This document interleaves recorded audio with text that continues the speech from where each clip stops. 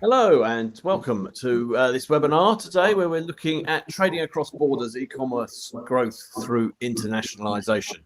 I'm Paul Skeld, one of the editors at Internet Retailing. I'm joined today by Justin Biddle, UK Strategy and Business Development at Shopware. Hello, Justin. Hello. And Michael Ashworth, E-commerce Sales Director at CTI Group. Now, internationalisation, important in expanding businesses. It's become particularly topical. Well, I guess in the past year, it's become very topical because of the B word, Brexit. But it's long been part of the challenge of growing and developing an e-commerce business. So we're going to learn a bit today about how to do that, the things to consider, what you need to look at from a strategic point of view, as well as drilling into some of the details of how to do it from an operational point of view and from a marketing point of view, and just generally making it work. We have two great experts on this who are going to take us through that. Before I hand over to them to give you all the knowledge, just a few housekeeping points. We're going to come to questions at the end, so pop your questions in the chat period box at the side. I'll come to those once we finish the two presentations, and we'll go through those with the speakers. If we don't get to your question, we'll try and pass the questions on to each of them and get an answer back to you offline down the line. The session is being recorded. A link will be sent out to everyone who registered. Feel free to share that with your friends, family, colleagues, and everyone else who will be interested in it. And I guess that's all you need to hear from me. I'm going to step back and let Michael kick us off with his presentation, which is a more top-level strategic overview, things to consider to whet our appetites when we're looking at e-commerce growth through internationalisation. So, Michael, over to you. Thank you very much indeed, Paul. Just give me 2 seconds and I'll just get my screen shared.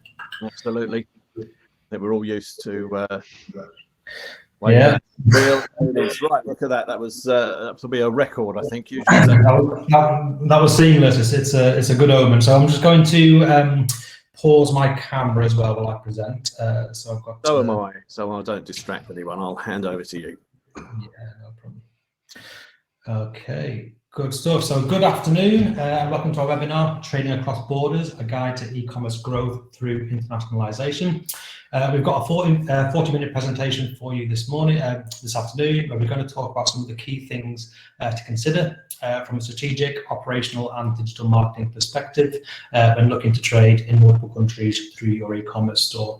We'll leave a bit of time at the end, so I think about 20 minutes at the end for some questions and discussion. So if there's any points we raised during this that you want to know a bit more about or want to share some of your own insights, then please make a note of that, and we'll give you some time at the end to come back with those questions. So hello, my name is Michael. I'm the e-commerce sales director at CTI Group, which sounds very fancy, but ultimately I manage all the new e-commerce sales across the CTI Group of brands. As a result, I see an awful lot of e-commerce briefs from companies at various stages really of their e-commerce journey, and I've seen some companies do fantastically well following successful internationalisation strategies. And I've seen some companies spend a lot of money for very, very little in return. So what I'm going to share today is some of the insights, some of the learnings from those interactions, and hopefully that can help you to adopt some of these ideas and concepts into your own internationalisation strategies. So for my part, I'm going to focus on some of the strategic considerations you need to make when starting out on your internationalisation journey. I'm going to take a top-level view of some of the fundamental elements that I think any merchant looking to sell into a new country should be considering. And following my presentation, Justin from Shopware is going to go into a bit more detail on some of the operational and digital marketing considerations that you will need to consider really as part of your wider internationalisation strategy. In terms of overall agenda, so I'm going to just run through, to start with, a bit about CTI. What is internationalisation? I'll give you a definition for that. The internationalisation journey, so what that typically looks like for a merchant, how to build the right foundation before you start on that journey, and what things to look for when you're making a start, how to pick a suitable market and how to structure your presence to go into that market. And then finally, I'm going to talk again top level just around currency and language, which are two of the sort of key considerations of any internationalisation strategy. So about CTI, who are CTI Group? CTI Group are a collection of specialist brands. We operate as one company with a shared goal, and that is to create extraordinary digital experiences for our clients. It took a frighteningly long amount of time to come up with that strapline, but that is the brief strapline of what our presence is all about. So how do we do that? Well, we're a user-first agency, which means we always look in detail at the audience our digital experiences are aimed at, and that becomes the basis really for all our decision-making, such as the platform and technology selection, the marketing strategy, the UX approach. All of that is led by the users we are aiming the website at. And that is really at the heart of the things we're going to discuss today, that need to really understand who the audience is for your e-commerce website and how to make the right decisions based on those users' requirements. I wanted to show this slide just to show some of the things that we've kind of built out to help us get that understanding of users. So this is our new Manchester studio. The timing wasn't brilliant on this. We moved in February last year, and I think we'd just sort of unpacked the last box when we sent everyone home due to COVID. So it's nice to be finally getting back into that facility and being able to use some of these things. But I wanted to point to two sort of key things in particular here, which we have. And one is our UX lab, which is a state-of-the-art UX lab, complete with eye tracking, emotional sensors, CCTV, etc. And it allows us to conduct real-world tests on how people are interacting with the different e-commerce experiences that we build. This is giving us a lot of insights, some of which we will be sharing today, but that really helps us get closer to our merchants and closer to our merchants' customers to understand their requirements. And the second thing, just to pull out of this, is our demo shop. So this is a fully functional retail store we've built in the office with EPOS, warehouse, pick, pack and dispatch, etc. Again, to help us as a team and to help our clients really get to grips with some of the concepts and technologies that go into building a retail and e-commerce experience. We provide these spaces free for our clients, but we'd be happy to extend that offer to anyone that's on this call today. So if anyone's in Manchester or visiting Manchester, wants to come and have a look and potentially use some of these facilities, then that's something we can arrange. So very quickly, whistle-stop tour of the CTI Group in stats. We're an independently owned UK-based agency. We have over 150 full-time employees. We work with a number of e-commerce technologies such as Shopware, Magento, BigCommerce and Shopify. And we have a number of integrated brands covering our different specialist areas. So final slide on CTI. This just gives a bit of an example of some of the clients that we work for and some of the clients we work for on internationalisation. These cover a range of organisations and different verticals and all with very different customer personas.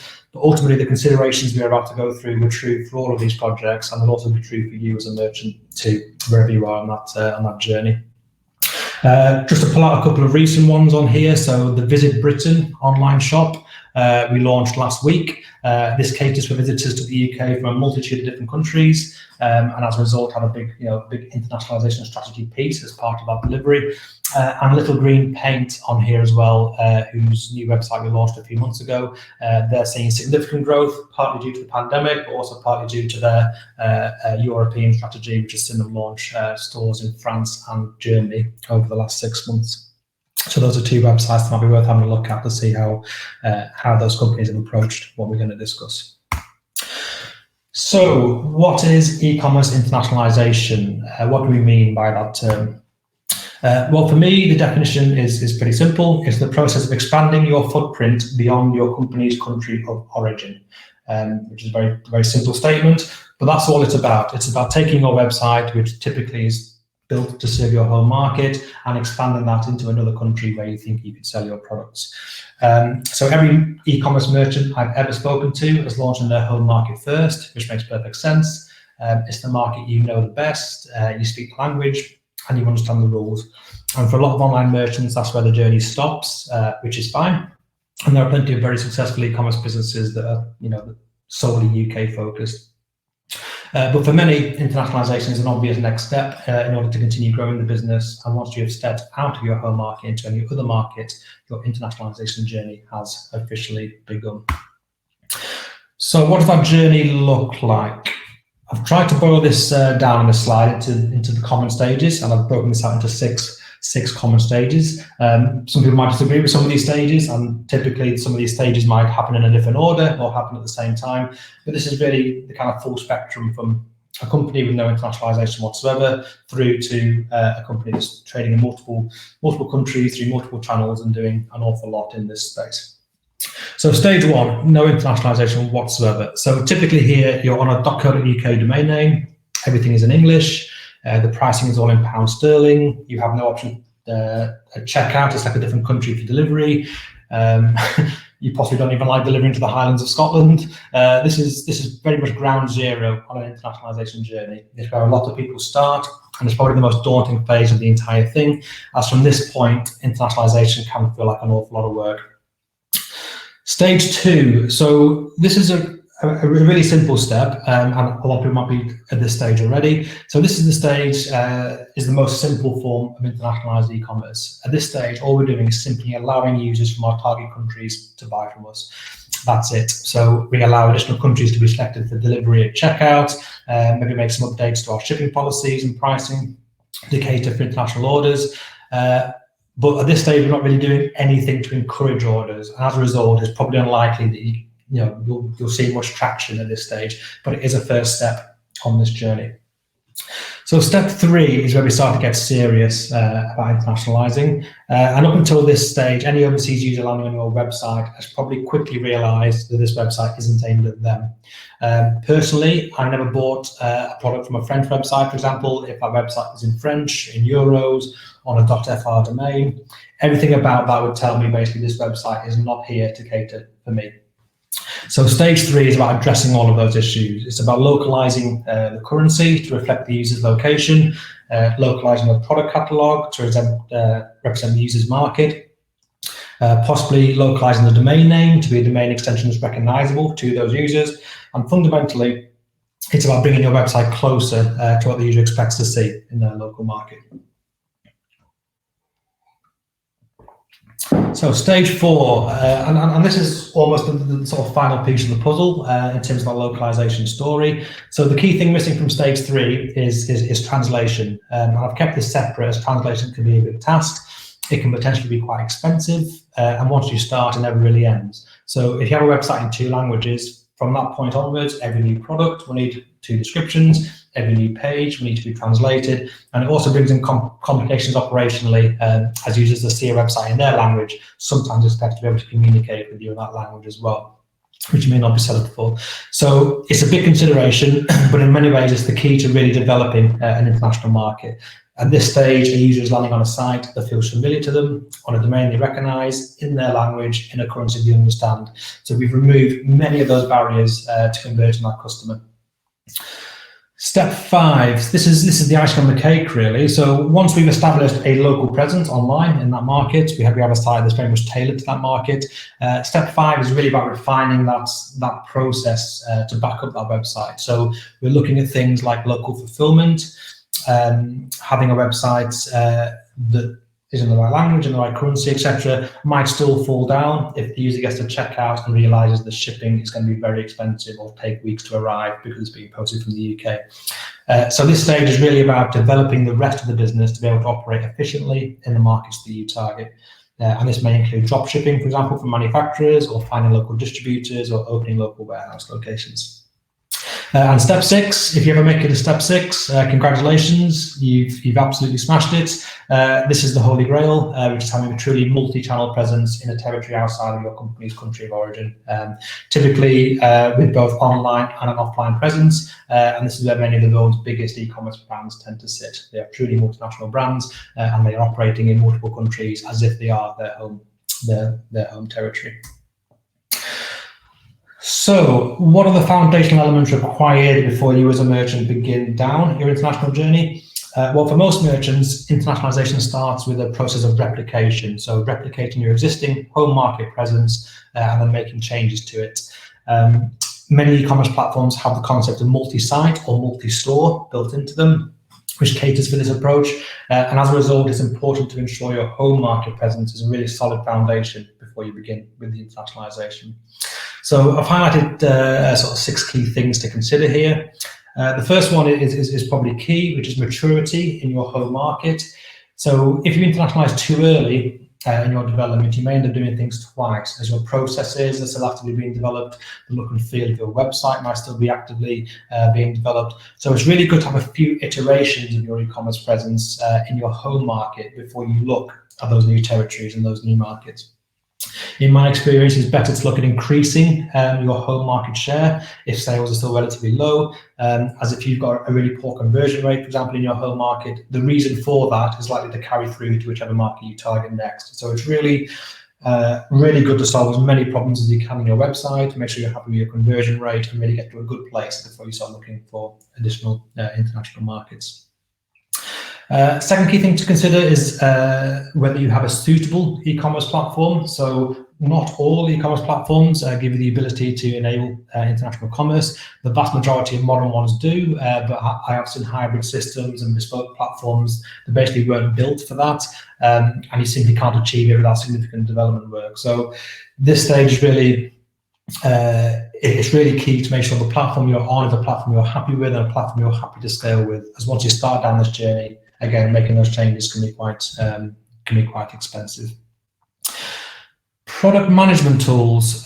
So as part of any internationalization, there is an element of product localization and translation, as we've discussed, and having the tools to be able to achieve that are important to be able to achieve this step in that journey. So most modern e-commerce platforms allow for multiple product catalogs, multi-currency pricing, and product translation, either natively or via plugins. But it may also be worth considering a dedicated PIM tool, which might give you some greater control and greater flexibility when localizing.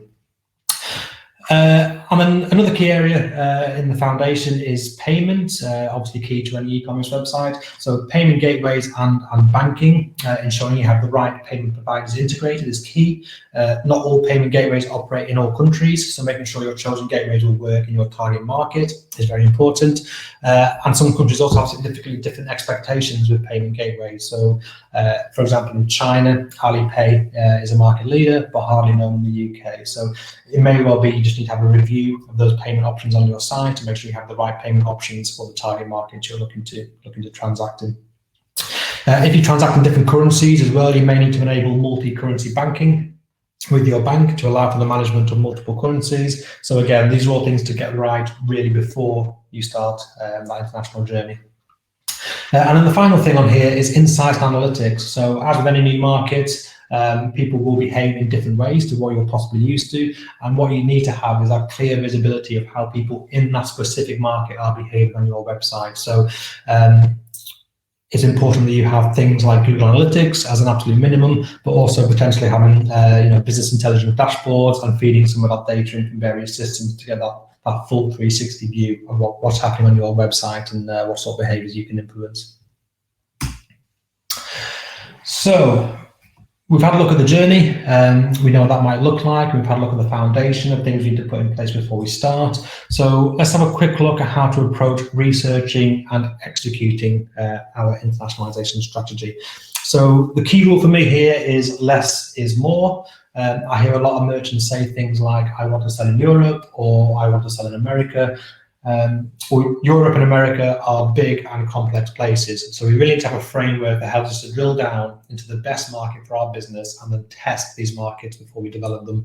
And I find this diagram here on the right hand side is quite a good way of doing that. So step one, find a suitable market. So we really need a market with enough customers to make it viable. So there's no point targeting a market if your product is already niche in the home market and even more niche in the new market. It may be that there's not actually a big enough market to make that sustainable. It may be your product is not really desirable in the target market. And we need to look at the competitive landscape and decide whether ultimately we can compete with the retailers that are already there. So that process of finding a market is probably quite unique to each different business, but it's definitely a process to go through. Again, I find a lot of companies seem to pick markets based on what's closest or because it's got the same language and they feel that would be easier. But really that finding process needs to be much more detailed than that to make sure that you're going into the best possible market for your product. The second step is then to test our markets. So once we identify a market that we think is right, eBay, Amazon, and other local online marketplaces can often be a very good way of testing these. It offers a relatively simple and low-cost entry into a market, so you can see if the demand is there, and you can start to work through some of those challenges that you might face before committing a big investment in developing your website.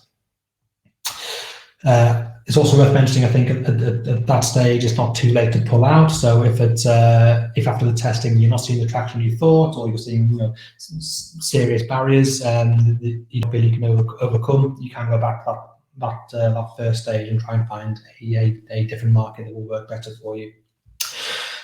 So step 3 is develop. So once we've tested a marketplace and we are satisfied with the results, we can start to go down the route of developing our own web presence. So that then takes us back into all the things we discussed: localization and translation, making sure that we address the different legal, tax and compliance issues that might be present in that specific market. And really sitting hand in hand with that is the marketing strategy. There is step 4. So we need to get people to this new website. There's no good just developing a website in a new market and hoping people will find it. We really need to have a unique marketing plan. Typically that will cover SEO, paid advertising, social media, for example, that helps us raise our profile in those target markets to drive traffic to that site. And then finally, we establish ourselves. So once we found the market, we've tested the market, we've built our site to be suitable for it, we've done all the marketing work, we're then looking again at our final stage of the journey of finding those local partners, refining our process, creating that full comprehensive local service of fulfillment, delivery, returns, etc. That really establishes us as a key player in that market. I put this slide in just because I get asked this a lot. So what is the best way to structure your website for internationalization? And to be honest, there's no simple answer for it, as there's a number of different approaches here, and each approach really has its own pros and cons. But generally, there are 3 accepted methods. So the top method here is country code top level domains. So for example, .co.uk is the UK country code top level domain. .fr is the French one, for example. So really the benefits of using country code top level domains is they're great for targeting a particular country, and it's probably the most localized approach you can take. So again, if our goal is to be as localized as possible in the market you're in, that domain ticks all the boxes for that. The problem with it is that having a totally separate domain like this, it doesn't inherit any of the benefits, SEO benefits of your existing domain. So essentially it's a brand new website. This can significantly increase the marketing effort required to generate traffic. So very much something that needs to be considered if you do choose to go down that approach. Less popular approach, but still see it sometimes, is to use subdomains. So for example, frstufftobuy.com. This is easier to maintain than country code top level domains, as they can be created on the main domain record and they're not separate entities that need managing. But you can still have separate hosting and local IPs, for example, so you can position the website local to your target market.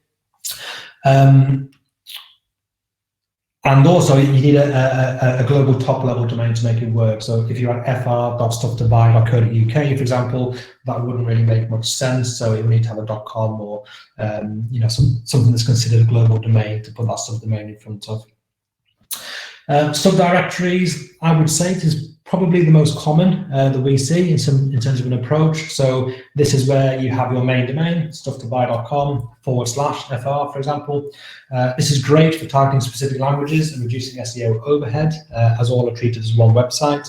But the con, or the flip side of that, is the weakest option in terms of giving a strong country-specific search signal. So again, you might have to work a little bit harder to get those top local search positions than you would with something that's country-specific, like a CCTLD. I think the main takeaway from this slide really is it's important to give this real consideration as part of your strategy. It can be incredibly difficult to change the structure down the line. So you're then looking at redirect, potentially looking at kind of remaking websites to be compliant. So it can be a big job to change. It's really worth giving this a thought. It deserves the start before you embark on the rest of your strategy. So finally, I want to just look at currency and language. These are 2 of the biggest elements to consider as part of your internationalization journey. So it's important to understand the options here. And the rule really here is the more localized you can make your website, the better it will perform in that market. That's a very broad statement, but typically that is what you see. The more localized you can get it, the better it will perform. So in terms of currency localization, you have two options, and we can show what we call display currencies. This is where we show the user their local currency, but the transaction actually takes place in your home currency. Or we can have transactional currencies where not only do we show the user a local currency, we're actually taking payment in that currency as well, which is the most localized option. With display currencies, the pros of this, it can simplify your payment gateway and banking setup, while still providing some localization. So because we're transacting in our home currency, we might not need to make any changes there. We're just literally having, at the platform level, we're just showing a different price to customers. The cons of that is it can sometimes be frustrating for the user, as they will show as a sterling transaction on their bank statement and may even incur fees. So again, it kind of ruins this local illusion we were trying to build if when they actually get the payment is fundamentally not taking the payment in that currency. With a transactional currency, the full journey is completed in the localized currency. So this is very much seamless for the user and highly localized. The problem with it is it can involve more setup with payment gateways and banks, and possibly requires multi-currency management processes within the business, so you can transact and store those multiple currencies that you're now trading in. So on language, again, we have two options here. Again, keeping it quite top level, but there's two fundamental ways of translating the website. Machine translation, so the process of automatically translating your content into an alternative language. This is the most simple level it may be done, and you might use something like Google Translate, which can dynamically translate the page content for you. The positives of this is it's quick and simple from a business perspective, and it can allow you to enter a market quite quickly. But the cons are that the machine translated content is never really as good as human translated content. It misses a lot of the nuance that makes copy read like it's been written by a native speaker, and it also fails to address any of the problems introduced by translated content, as will often be required to maybe update front-end templates, navigation elements, etc., which you don't get if it's just sort of translating the content on the fly. So the most localized option here and the gold standard is human translation, and if done well, human translation will give a very localized feel to your website and complete control over your content, which will maximize your chances of converting users in your target market into paying customers. Again, the problems with this are that it can be quite expensive and time consuming, and it also requires all new content and products to be translated. So it's a never ending exercise once you've started. Just a little note down the bottom as well is that image localization might also be required. So depending on what market you're going into, you might want to look at some of your media and video content and localize this as well, so that the people that are on this site are seeing people that represent them. So, key takeaways, foundations, make sure you're on the right platform and mature enough in your home market before you begin. Less is more when finding a new market, start small and focus on a single market to begin with. Domain structure, give this real thought, it's important and it can be difficult to change down the line. And currency and language, the more localized your website can be for its audience, the better. And those are the key things really to take away from this. So that's everything for me. Thank you very much for listening. I'm going to hand over to Justin, who's going to talk in a bit more detail about some of the operational and digital marketing sides. Great stuff. Thank you, Michael. While Justin gets his presentation fired up, I just wanted to quickly ask you, Michael, I'm going to save most of the questions to the end, but one thing that struck me when you mentioned using Amazon and eBay as a way to test a market, that's a great and sort of accepted idea. What about in markets where Amazon and eBay aren't that popular? Say, for example, like in Poland, where Allegro is massive and Amazon and eBay much smaller. Is it still worth using those local marketplaces as a way to test the water, or use a different strategy? I think so, yeah. So I think if you're looking at a market where there isn't an eBay and Amazon presence, it is worth exploring those local marketplaces. There are sometimes stipulations with those marketplaces that you need to have a local presence, for example. So you might need to register companies and things like that to sometimes access those marketplaces.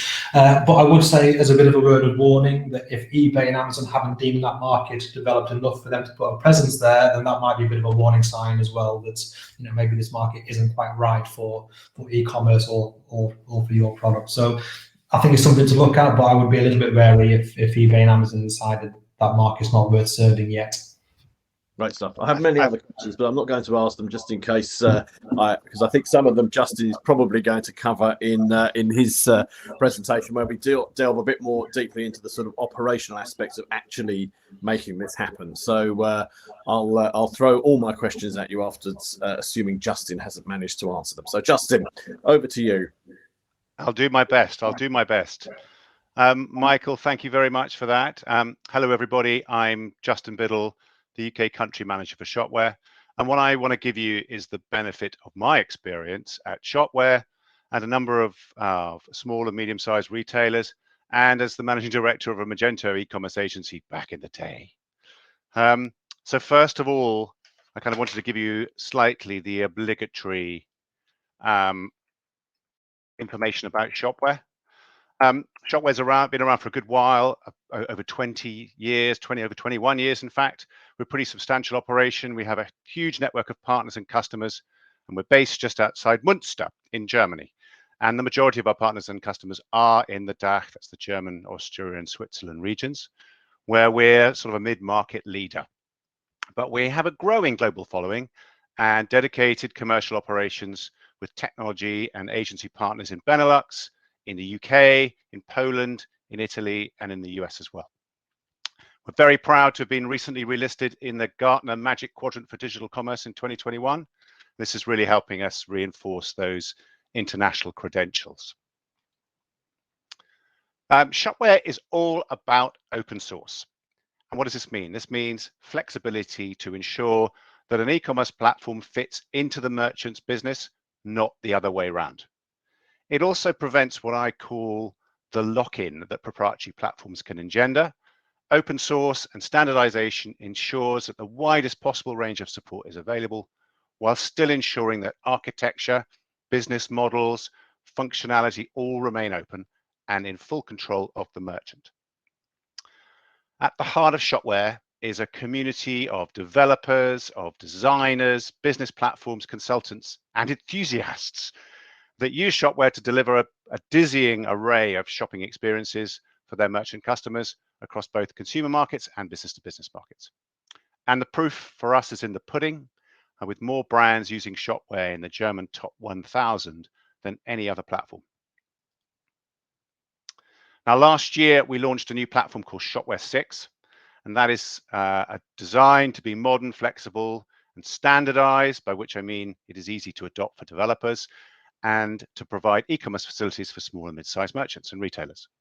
Now, key, it's API first, so it's built with integration to other platforms right at the front of mind. And there's a growing ecosystem of extensions and agencies and technology platforms that are available for it.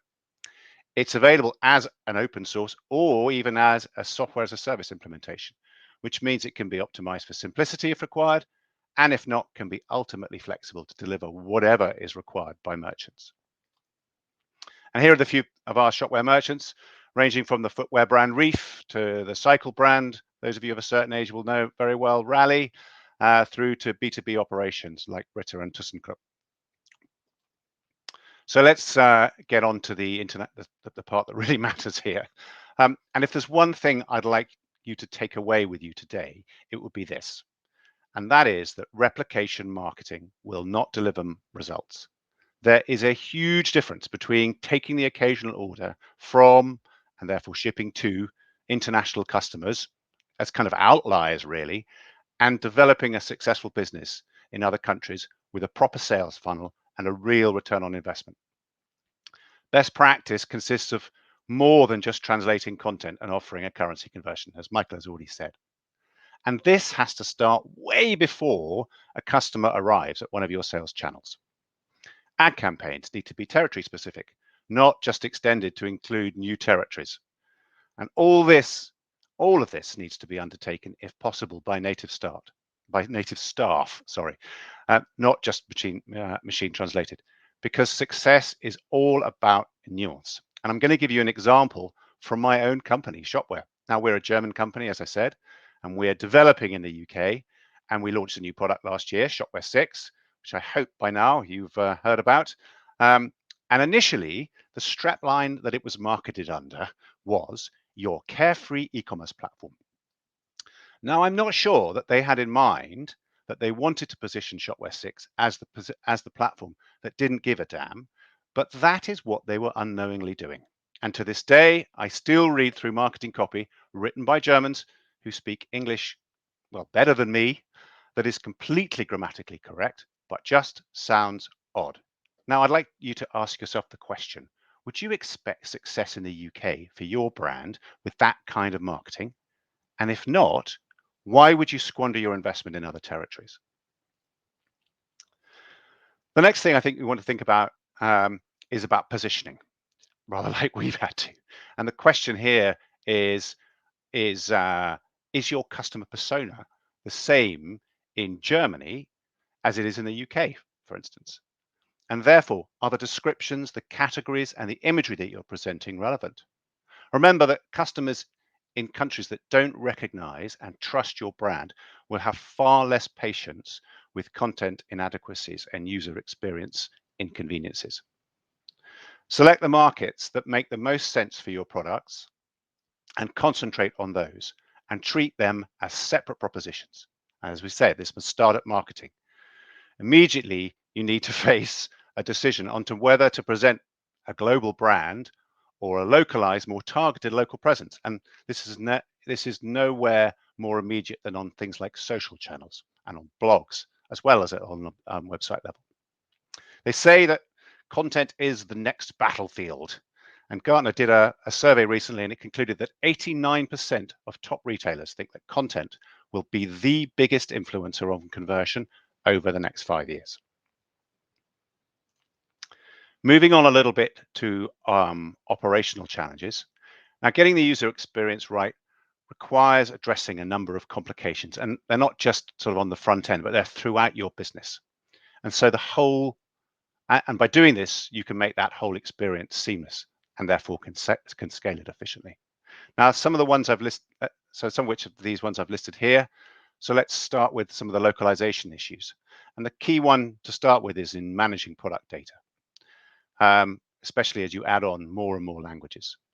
Now, making custom tools for this in-house really doesn't scale, and dealing with these with spreadsheets and CSV files and manual SKU entries, you shouldn't be doing this. You should be managing data in a single system so that you can be efficient and scalable and ensure that you are in control of this data rather than the other way around. And I can't tell you how many times I've seen people trying to manage multiple channels in multiple countries and multiple languages with spreadsheets and Google Sheets.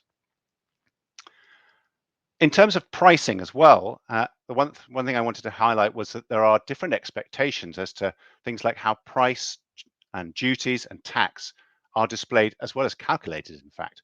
And I'll give you an example. In the United States, sales tax is added to the cart, while in the United Kingdom and Europe, it's added to the price of the item. And this has implications on changes that you will be making to existing skins, to systems and infrastructure, and of course, price lists themselves. I've mentioned sizing conventions. This is another area where there are immediate differences between the UK, the US, and Europe before we get anywhere near the rest of the world. And there, as Michael's already said, there are often very different expectations as regards payment methods. There's higher credit card usages in some countries compared to others. There are requirements for bank transfer system type services, for instance, in Germany. And there are different wallet systems that proliferate in different countries. And these will all affect the key metric for you, really, when you start going international, and that's conversion, same as it is at home. And hence, therefore, profitability and possibly the very viability of these particular markets. An important thing to think about for retailers, as I've said, next here is distribution rights for products. If you sell third-party brands, you need to ensure that you have the rights to sell in particular territories. And if this is the case, you will require a system that allows you to define what products are shown in particular storefronts, and potentially the capability to ensure that customers are restricted to their home storefront, for instance, on the basis of their IP address, which is quite often how it's done. So moving on to some operational issues, sales tax, customs and duties, as we said, is a crucial issue. And this can range from the requirement to register for sales tax in different countries and states, obviously to things like post-Brexit requirements to pay duty on orders coming into the UK with orders with a value over 135 pounds. Now, as of the 1st of July, there is no longer an exemption for low-value goods being sold to EU customers, and merchants selling in the EU have to get an EU economic operators registration and identification number, or an EORI number for short, thank goodness. And they need to register for VAT in at least one state. And obviously they may need to make VAT returns in that state. One of the things to really remember here is that it can take quite some time to register. There are rumors that it's taking over 3 months at the moment to register in France, for instance. Carriers, in delivering to customer expectations, I think that it is essential that the carrier options offered are up to scratch and relevant to deliver the promise that you've made to your customers. And this leads on to other challenges, as at scale, new territories, especially on mainland Europe and the US, may require separate warehousing facilities. Of course, you can provision your own warehousing, or you can use a third-party logistics company. And people like Amazon are wading into this area with their new MCF, with multi-channel fulfillment offering, which allows both your website and your Amazon orders to be fulfilled from the same facility. But these are separate between the UK and EU. And of course, they break on the front end, the Amazon orders break down into separate countries as well. So Amazon France is different to Amazon Germany, so requires separate integrations. A number of our merchants at Shopware are finding that the only scalable way to operate is to create an EU subsidiary, import stock into and warehouse in the EU to deal with their EU sales channels. Obviously, there are other things that we need to start thinking as well. We talked about a couple of things like returns and customer services. How do we manage those? How are these functions going to work across different countries as well? Now, there are a raft of services that can help with product listings and order synchronization across multiple channels: Channel Engine, Channel Advisor, Channable, Linworks, and a whole raft of others. And if you want to go even further, you can consider using international services like Global E, and eBay is also developing what it calls its global shipping program. Finally, in order to manage effectively, you need to measure, and reporting that covers currencies, countries, shipping costs, and marketing costs is absolutely crucial, because it gets ever harder the more you of these different variables you add to calculate that all-important margin calculation. And ensuring that this suitable reporting capability is there from the start is critical. Now, of course, Shopware, I wouldn't be here if Shopware wasn't a platform that has internationalization at its heart.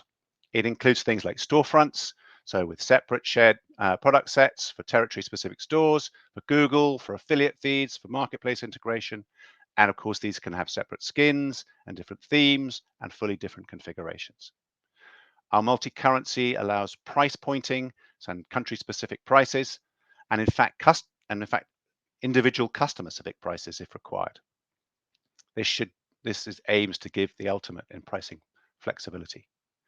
And of course, you can configure multi-language, configure and manage multi-language businesses, all from one single interface. You can set up multiple tax and legal configurations, and there are a raft of internationalization extensions to do everything from, as we said earlier, recognizing country IPs and placing customers in the correct store, to applying state and regional specific sales tax calculations and localized carrier options. And this is open source, so if it isn't there, you can either adapt something that is there or build something yourself. So to conclude, I think my conclusions are probably very similar to Michael's. ensure you use a platform designed to manage internationalization. Absolutely critical. Don't take translation for granted. If you can't do it in-house, there are all kinds of translation services and platforms like Lingo24 or Lingotech, for 2 examples. Make sure you get the tax and duties right, because that can be an absolute nightmare. This ought to include sort of duty paid and sales tax calculation, and there are we have extensions like Avalara and services like Avalara and TaxJar that can really help with that.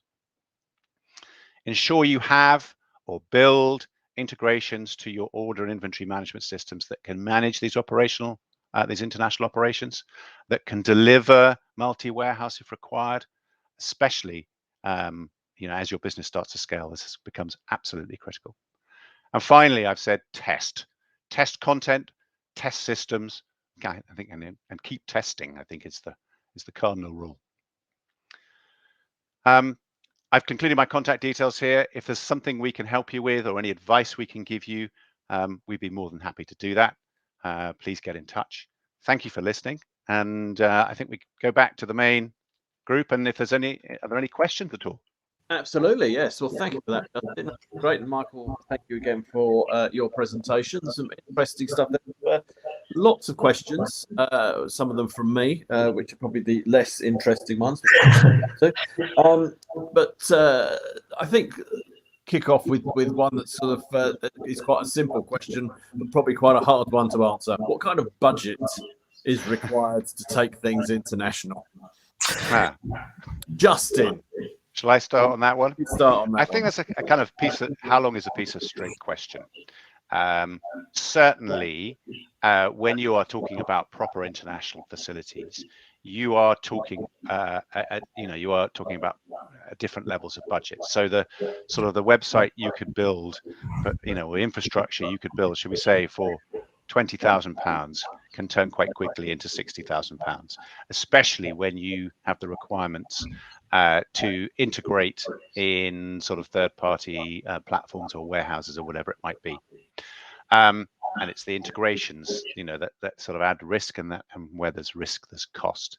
But I think going back to what Michael said, if you pick the right sort of platform and have the right expectations to build a proper instance with that platform, then your first steps into internationalization don't require a huge amount of extra technology budget.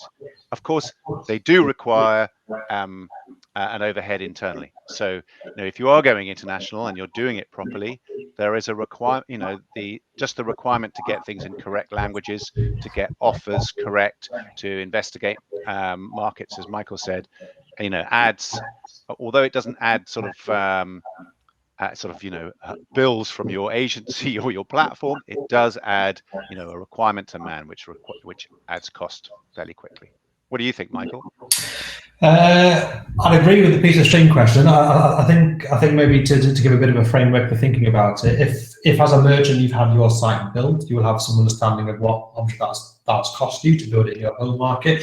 So I think if you're following that replication strategy to enter another market, you can think of all the things you are going to keep. So you might be able to keep your theme, you might be able to keep your platform, etc. But you can also see probably all the things that you will need to change, such as your content, some of your product data, and maybe some of your payment gateways, etc. So I think you could probably work out that based on a percentage of how much of that initial home market website you built. If 50% of that is being kept, then you're probably looking at about 50% of the cost to then enter that new market. So hopefully that gives people a rule of thumb. Obviously, you can spend as much or as little as you want on a website. So you'll have brands that spend hundreds of thousands on websites, and brands that maybe spend £5,000-10,000 on a website. So that figure will be very different to very different merchants depending on what sort of size business you are, etc.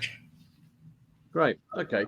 You mentioned, I think you mentioned it, Justin, which intrigued me, is to if you're selling things and you're getting a few orders from a particular country, that's not necessarily a reason to just go all out and sell into that country. So how do you select which countries to sort of concentrate on, and how do you go about sort of testing them? Justin? Well, I think Michael was talking about that at the end of his talk, actually, and that's, I mean, one of the great ways to do this. Of course, you know, one of the great ways to use this is to use marketplaces as that first step, because that effectively brings you the audience to your product, and then you can see how well your product goes down in that particular market, how well positioned, and you can test pricing in that particular area. Of course, you know, when you have the normal website business, you know, as they see more and more orders come from a particular country, even though they haven't put any marketing effort into it at all, suddenly realize that there might be an appetite for their product in that particular country. But I think when it comes down to testing the viability of your product, I think that marketplaces sort of provide that early way in. The problem being is that as those, and I wanted to saying this at the end of that, is that the problem for things like, you know, for instance, we're talking about Allegra, I think in Poland, is that if things are a success and you do bring on these marketplaces and they scale quite quickly, you can actually very quickly become a victim of your own success if they're not integrated into your main infrastructure, because effectively they could turn into little silo businesses, which, you know, may on the surface seem profitable until you sort of allocate the hidden costs of labor that you've spent or your employees have spent trying to service that market. Right, Michael, what do you think about how to select countries? Yeah, so as I mentioned in the talk, I think there's various kind of desktop research you can do to look at what sort of market might be favourable for your products, look at the competitors, etc. But I think in kind of more sort of fundamental terms, I think businesses often know what the best market is. So if I'm a retailer of skiing apparel, for example, I probably know what those big ski countries are. Where are the places where people go skiing, where there's a big interest in that? And I think merchants often do know their market better than anyone else. And sometimes it is probably okay just to go with that gut feeling and then use some of that desktop research just to reinforce that. But I think, yeah, I think research is key, but I do think retailers often have a good feeling that is more often than not probably right as to what the best market is for them after their home market.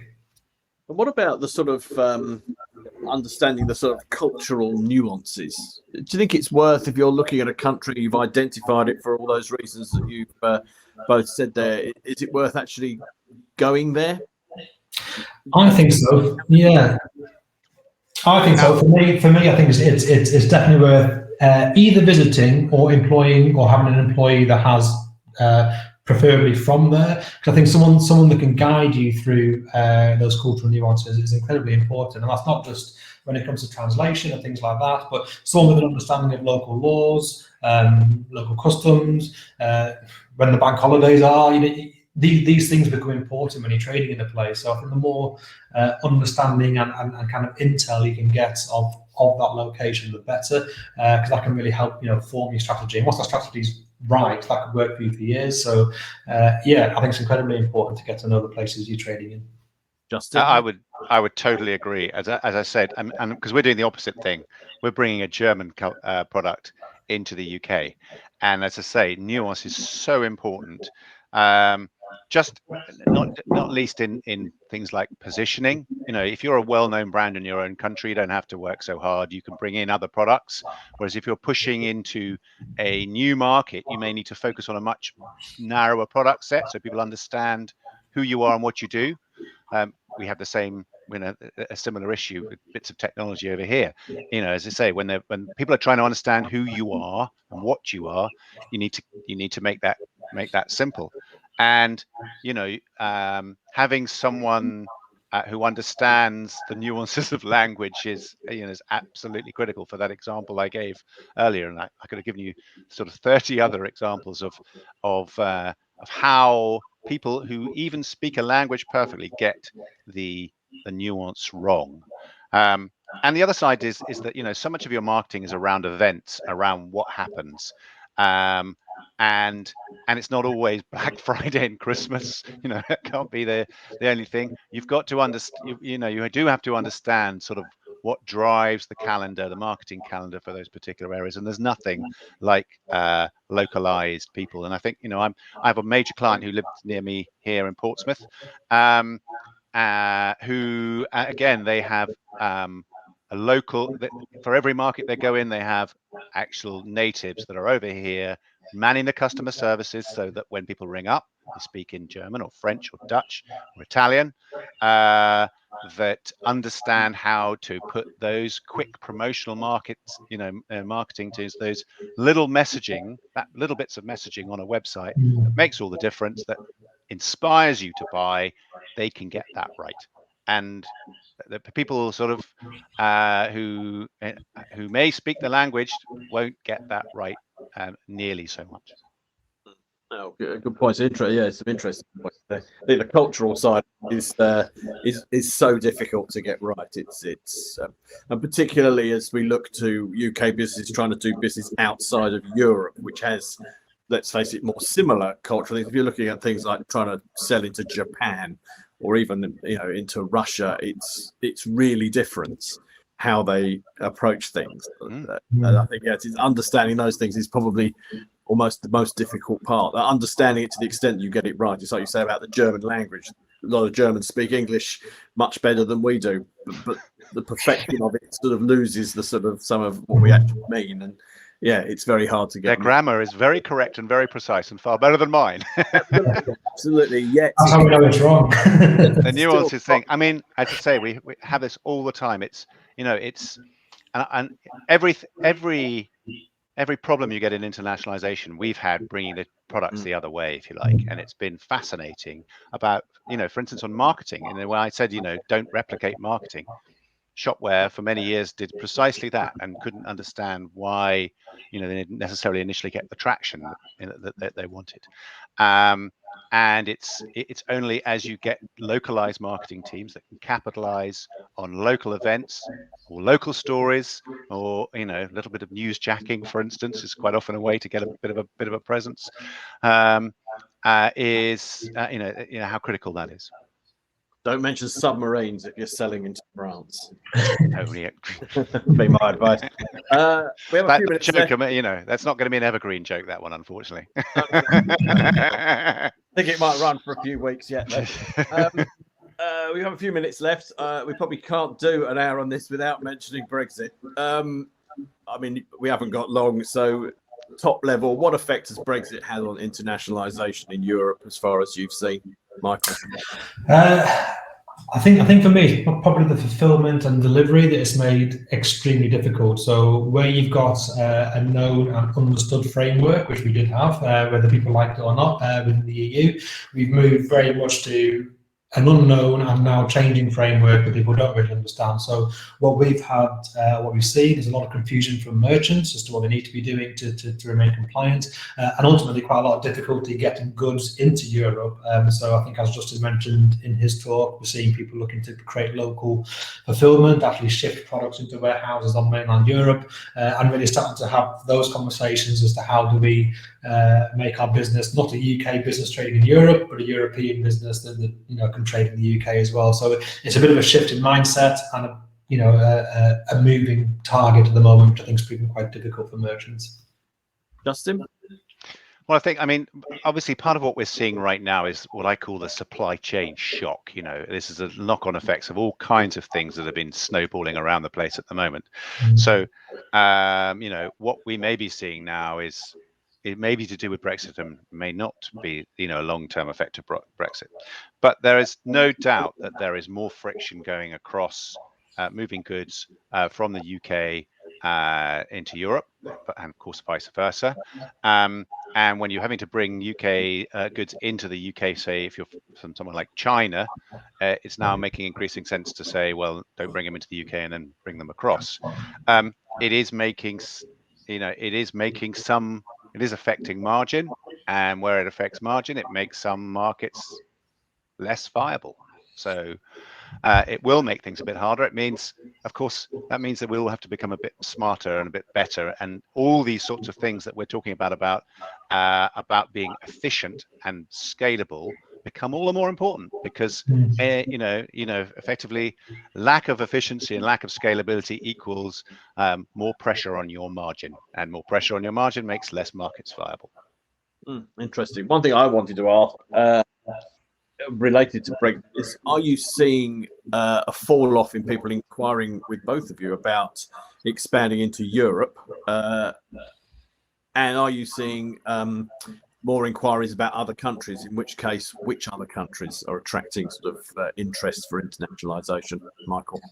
Yeah, we're not seeing a fall off. I think it's difficult to really know at the moment because e-commerce has had such a good time over the last 2 years because of the pandemic and that lack of sort of high street competition. We've seen quite massive growth with our clients. So I think the Brexit effect has probably been masked a little bit by that. So I think it'll be interesting over the next 12 months to see how that sort of pans out. But in terms of people looking to do things and looking to internationalise, no, we've seen very much a sustained, if not an increased demand from clients to really grow their e-commerce business and kind of capitalise on this period of increased online shopping. But it will be interesting to see what happens when things return to something that resembles normality, and where that then lands. Justin? I mean, when people come to us, they don't necessarily tell us which markets they're going into. So we don't see this in the same way.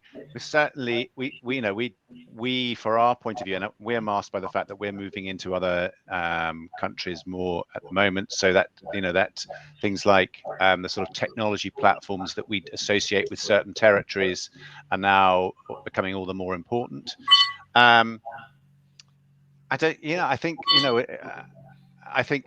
the US market has always actually been a very difficult market to go and get into, A, because of the sales tax implications and the complexity around that for non-US people, and B, obviously because